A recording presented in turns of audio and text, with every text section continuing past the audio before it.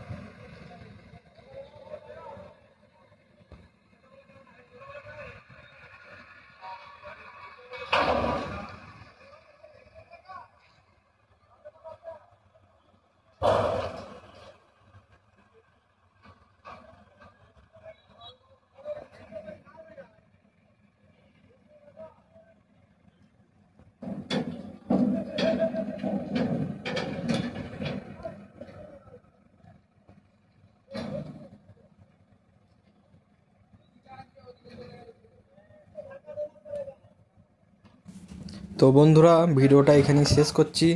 তো আপনারা সবাই ভালো থাকবেন, সুস্থ থাকবেন। আর ভিডিওটি ভালো লাগলে চ্যানেলটিকে অবশ্যই সাবস্ক্রাইব করে দেবেন।